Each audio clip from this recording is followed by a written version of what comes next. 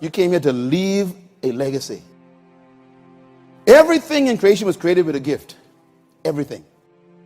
And a gift is the inherent capacity to fulfill function. In other words, whatever you're born to do, the ability exists now, my son. Don't ever question your ability if you discover your assignment. God will never demand what he didn't supply.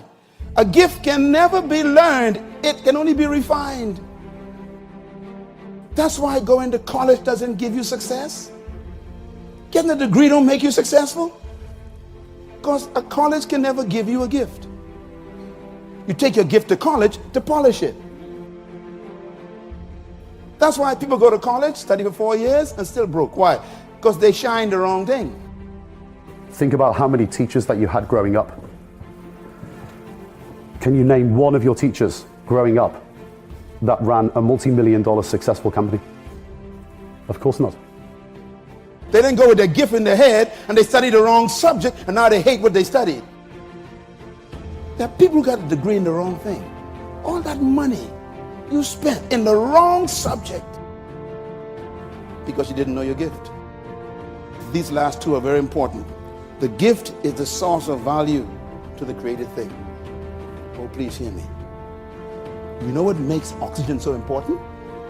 It gives us life. You know what makes the sun so important? It gives us gamma rays, ultraviolet rays that provide chlorophyll for the plant to give us oxygen. So the sun is very important, it's valuable. In other words, your value is in your function.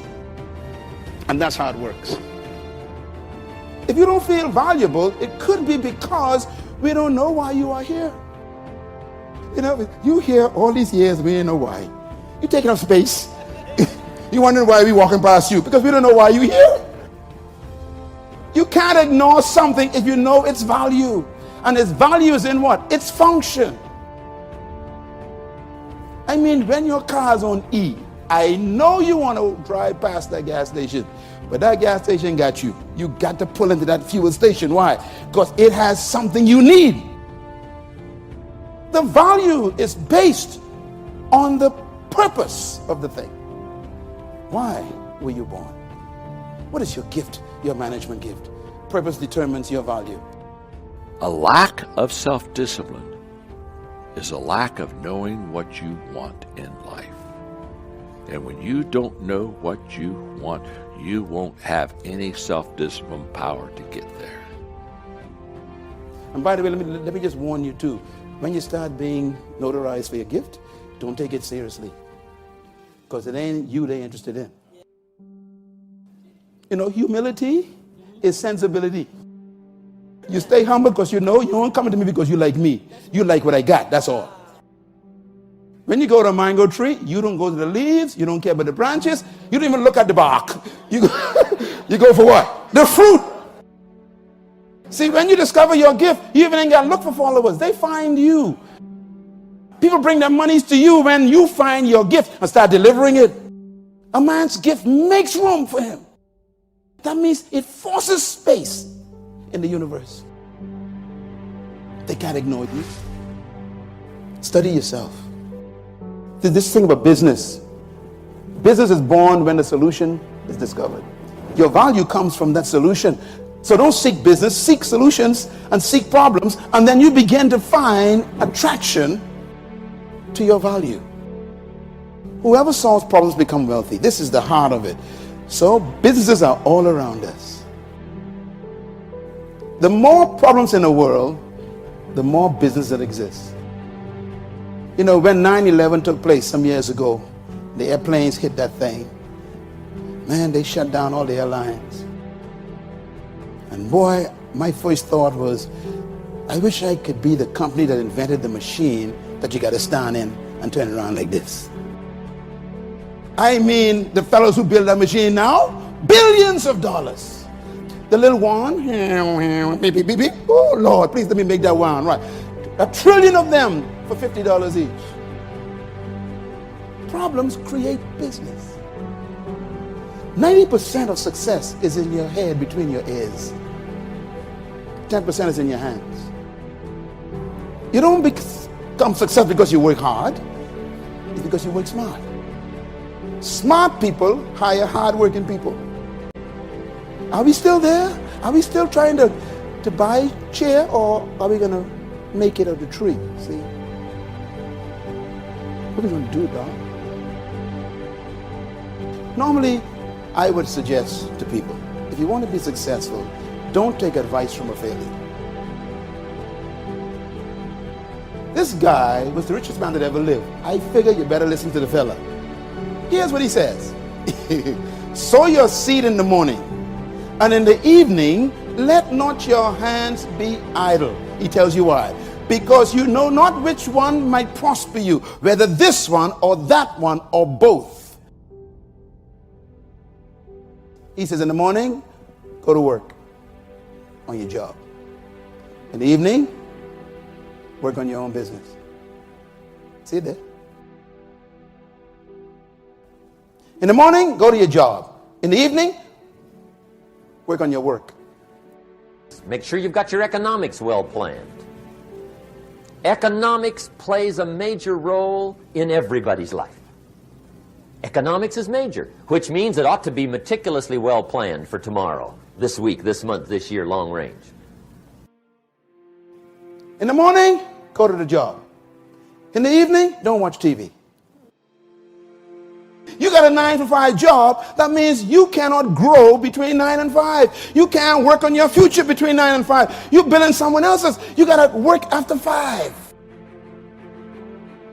After 5 o'clock, start thinking, dreaming, working, developing. Why? He says, in the evening, let not your hands be idle.